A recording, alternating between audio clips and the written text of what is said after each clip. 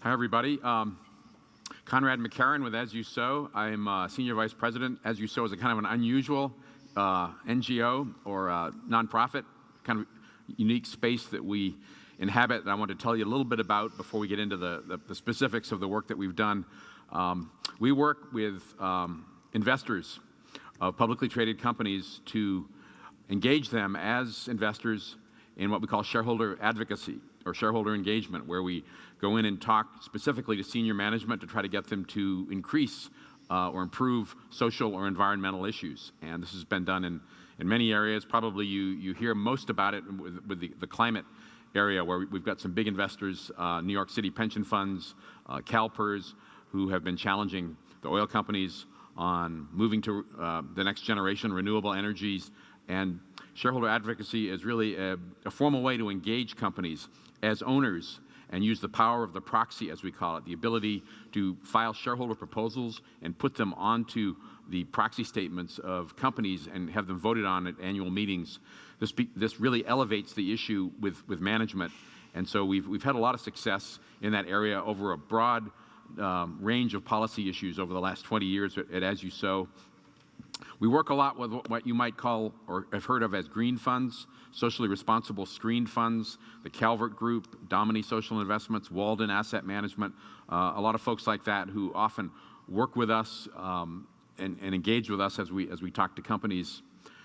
So I got into this about 15 years ago and decided that waste was going to be an issue that I worked on. And I think this really happened in kind of a impulsive way, in that I used to do portfolio analysis for some of these research firms, and I really was struck by the low recycling rates for bottles and cans for the big beverage companies, stuck at like 30% for Coke and Pepsi. And I decided we really needed to do something about that, and that engagement would be a good way to do that. And I chose recycling as an issue in some ways, and I know we need to do more than recycling, but I feel like in some ways, recycling is the easy thing, and if you can't do the easy thing first and get the recycling rate up in this country, it's going to be much harder to do what I think is a more difficult thing, the redesign and reuse and moving us corporate consumer behavior towards a more advanced way of looking at these single-use plastics and changing behavior. So I'm still pushing very hard on some of these basic issues we've been working on for many years, which I wanted to tell you a little bit about. You probably saw some of this before, so I'm going to go through it very fast, but this is the work of the Ellen MacArthur Foundation, and I think we owe them all quite a debt for popularizing this issue. I think before 3 or 4 years ago, the issue certainly of a circular economy was not on everyone's lips, but the idea of promoting recycling is a key part of this. They have given that a lot of positive attention, and I really believe we owe them a lot for moving this, especially in Europe right now. But here are the kind of the 4 big drivers, if you haven't seen this, and that is why we're looking at this as such a sobering issue, that between now and 2050, we're going to quadruple plastics production. We're going to move the ratio of fish to almost 1 to 1, and we're going to dramatically increase the plastic share of global oil consumption and plastic share of the overall carbon budget. So this is something that I think provides us a huge impetus to move on this, and clearly, I'm not going to dwell on this, but we want to move from a linear model to a circular model. But here's what we do, and focusing on solutions that I wanted to talk a bit about. Why do we do it? Well, and why do we focus on packaging? Well, as was mentioned earlier, it's a huge chunk of plastics production. It's fully a quarter of plastics production. And we worked for a couple of years with Nestle Waters, North America, on the whole EPR issue that Matt mentioned, of trying to shift the brand attitudes on to producer responsibility. Because in this country, as he said, we have the public basically paying for recycling. And when you have municipalities and taxes doing that, you have a lot of stress and a lot of competition, because you've got potholes that need to be filled and schools that need to be run. And so the quality of the recycling run by cities is often challenging, and they can't afford a lot of that. So the idea was, can we begin to have the brands come in and share some of this cost? And while that wasn't successful in the macro sense. The fact that the Closed Loop Fund is out there and what the energized work of the Recycling Partnership, I think, are two very dramatic advances in that area, which we can talk about later. But in the last couple of years, we elevated this work from just the traditional pressure on the beverage companies, on Coke and Pepsi and Nestle Waters, to increase the bottle and can recycling, to promote more recycled packaging across the business sectors. When you think about it, the beverage companies have their share of responsibility, but there's a lot more waste coming out of the consumer goods industry in general. Pretty much everything you'd get at a grocery store or a drugstore, beauty and health products, and of course a lot of the packaged goods for food. And so these are sectors that aren't used to hearing this so much, and for some of them, we were the first group to engage them, to say, you really have responsibility that you need to define better for these materials once they come back from the consumer use, and what do you intend to do? What is your level of responsibility? And it's been a very long road still, and a lot of companies are still in the U.S., even though they're forced in other countries to pay for the recycling, there's still a lot of reticence to take responsibility. And so I think our work is very valuable in elevating this issue. Now, over the last year or so, we've decided that because foam, polystyrene foam, whether you like it or not, has been, I think, established as a priority for phase out. And it's not just us speaking about this as a kind of an environmental NGO, but I was very surprised and pleased to see that the second iteration of the new Plastics Economy Report actually recommended in January that PVC, polystyrene, and extended polystyrene, which we commonly and somewhat erroneously call styrofoam, that those be phased out, that those are problematic materials. And so this wasn't really coming so much from the advocacy community, it was coming from really the business community and business leaders that had been gathered by the Ellen MacArthur Foundation. And so I thought this was kind of an interesting signal and turning point that we had this somewhat quiet advocacy of phasing out foam. So we decided this year to talk to a number of companies, which we'll talk about in a minute. But the other big concern is, again, which Matt showed you, what we call pouches or sachets. And this is produced by a number of companies that we have talked to, such as Unilever and Procter & Gamble and Kraft. And so this has become a part of the work we'll show you in a minute that we've done. And we've done a lot of work with encouraging Starbucks. And so the transition, that's where I think they will be very key in moving towards commitments that they've made and fallen short on, but they need to really come back with a plan B on refillables and reusables, and that they can be a model, I think, in many ways. And then I think probably a new element that we've added this year is we do indeed agree that recycling is not enough, although we really want recycling to become more evolved. That's really one of our goals, to really maximize it and improve the infrastructure and make it much more efficient. But that in the long run, we can't be making things out of plastic, especially things that are just tossed after a few hours use, that industry has to be more selective about using materials in the long run that can be more matched to their appropriate fate. So let's go back to again very quickly. The report from Ellen MacArthur said that if we maximize recycling, we can get about 50% of it logically recycled in the future, but that about 20% is going to be better achieved through reuse and refillables that we just mentioned, and then about 30% probably is not going to have a great future in terms of recycling and needs to be redesigned. So I think that's a good way to think about this complicated issue in a kind of a simplified form. And again, why are we doing this? Plastics of all the materials is the lowest. It's actually a little more over 14% now in the U.S., but certainly when you look at paper and steel, it's really way down there. And this is kind of what drives our work, is the low rate of plastics recycling. So you've seen a trend over the last 5 or 10 years, and I think this slide illustrates it. Here's 4 iconic brands that used to be packaged in totally recyclable materials. soup in a metal can, baby food in glass, raisins in a cardboard box, and even probably a PET tub. All of them now in these multi-laminate pouches that are not recyclable. So it's a pretty dramatic shift in the packaging world, but also for those of us promoting recyclability.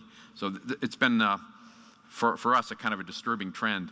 And we know all the arguments because it has a very good profile for production in terms of lowered greenhouse gas emissions. We're not at all challenging that, but we do believe that there needs to be an end-of-life solution. And so that's, again, what drives our work. And you may not realize it, but flexible packaging is now the second most widely used packaging after corrugated. It really has eaten up the rest of the market. It's exceeded even rigid plastics, metal cans, paper, and glass. So it's on a tear. And so with $34 billion in sales, I think it's a phenomenon. You know, we can't just look the other way. We have to try to make it recyclable, and you know, it's clear it's going to be in use for a while. And I think there are firms and now working on mechanical recycling alternatives that we hope will come to fruition in the next couple of years. So here's some of the successes we've had in engaging over the last 3 or 4 years in trying to just get some of these big brands to make packaging more recyclable. So Colgate-Palmolive, we talked with for a couple of years, had a very good dialogue. They invited me to come and talk to their designers, which is actually unusual, to talk about our interests. And after about a year of dialogue, they agreed to make packaging recyclable in 3 of their 4 product categories. The 4th being the most challenging, which they couldn't guarantee, but that is your classic toothpaste tube, which is, again, a multi-laminate, very complicated material that's never really recycled. They're going to try, but they're sure they can make it in the other product categories, which are more like cleaning materials and personal care products. But the toothpaste tube is still a challenge. Procter & Gamble, of course, a very powerful, influential company, also agreed in 2014 to make 90% of their packaging recyclable, or to put programs in place that will be able to recycle them. And I think this was a little bit of the wiggle room they built into this, anticipating that they could do something positive with the flexible packaging and films that I think they're working to develop. So that was also a very important piece of work. Now here's a company, Honest Tea, that you may have heard of, that was started up by a very progressive entrepreneur, and then was sold to Coca-Cola. So it's now technically a part of the Coca-Cola company, although it remains its own brand. And it actually, these Honest Kids pouches sit on a lot of grocery shelves right next to the Capri Sun pouches. They realized this was an environmental problem, and a couple of years ago, they began to actually switch back to the more recyclable paper carton. So here's a company that's actually decided to move back away from pouches. I don't think that's going to be the biggest trend, but it is interesting that at least one brand saw that it was sensitive enough that they wanted to shift. I think they've shifted about 40% of their production back to this for now, until there's a better long-term solution for the flexible packaging. And here's what we're doing right this year in terms of filing shareholder proposals and engaging with companies. 3 very, again, iconic brands. Mondelez, which is mostly film packaging, you know, cookies, like Oreo cookies. Again, Kraft, the pouch is a problematic issue, but now they've actually merged with Heinz, and you have a lot of small little pouches like ketchup. And then Kroger is important because you might not realize it, but a lot of these big grocery chains, Safeway and Kroger, have their private brands that are huge volume of materials, and so they're putting a lot of their generic or private brand materials into flexible packaging as well. And so we thought it was important to engage them. We haven't had any big breakthroughs with these companies, but we're hopeful that some of the talks we're having will result in that. What we have had success on in the past was asking McDonald's to get out of polystyrene foam in the U.S., and they did that, to their credit, back in 2013 and shifted all of the cups to paper cups. But we realized this year that they're still not out of it in some of these sensitive areas that have been identified by the Ocean Conservancy, the 5 core countries, like in the Philippines and in Hong Kong. You're still seeing a lot of foam cups. And so we've asked them to see if they can do this globally. And we again, are still in dialogue with them. And the other use of packing material here in the U.S., certainly there's a lot being used by the enormous e-commerce industry, Amazon and Walmart and Target. And as we heard with Ecovative and other progressive alternatives, in a lot of these areas, there are alternatives to foam, and it's very hard to recycle this once you get it. You didn't ask for it. It came with your package. And we think it's reasonable to ask these companies to phase out to more recyclable alternatives. And just 3 weeks ago, Target actually agreed with us and said that they have phased it out in their own direct mail order of branded materials, and that they're going to work with their supply chain, which is the much higher volume material or volume, to look for alternatives. And just starting to talk to Amazon. We don't have a lot to report yet, although Amazon has a pretty cool frustration-free packaging program they've had for several years, and they do keep the foam out of that, although I think it's a pretty small number of items that it's available with right now relative to the enormous heft and size of Amazon. Here's some of the key problems in the developing countries that has been talked about earlier today. And these are the small sachets that you don't really see here in the United States, but because a lot of these are going to people who are in developing countries and with very small incomes, they're marketed single-use shampoo. And this is what you see a lot of in the, unfortunately, showing up in the rivers and beaches in the Philippines and other island countries. So this, again, I think is going to be a key challenge for Procter & Gamble and Unilever in terms of either finding a way to make this recyclable, collect it, give it value so that some of the informal community that collects these can collect them in volume, or look at redesign options. And then finally, a word about Starbucks, who we've talked with over the years. And Starbucks made a couple of very laudable commitments way back in 2007 and 2008, and they failed at both of them. But they did progress the issue a lot and set a model for other fast food firms to meet, which no one's even done a fraction of. So I do give Starbucks some credit. And they had two key commitments, and one was to serve 25% of their beverages in reusable containers, mugs or thermal containers you bring in as a consumer. They did fall short of this. They ratcheted it back down to even 5%, and they're only at about 2% right now. And there's a lot of reasons for this. We can go into that later. But they're not giving up. They're looking for alternatives. But the other commitment was to recycle 100% of bottles and cans in their owned and operated stores by the end of 2015, and they get to about 50%. And a lot of this has to do with they couldn't find markets for the paper cups in a lot of areas. So, but we want to work with them, and we think there's some good ideas which we can go into later if you want. But I think I'll leave it there because I'd love to have this become interactive. Thank you for your time, and I look forward to your questions. Thanks.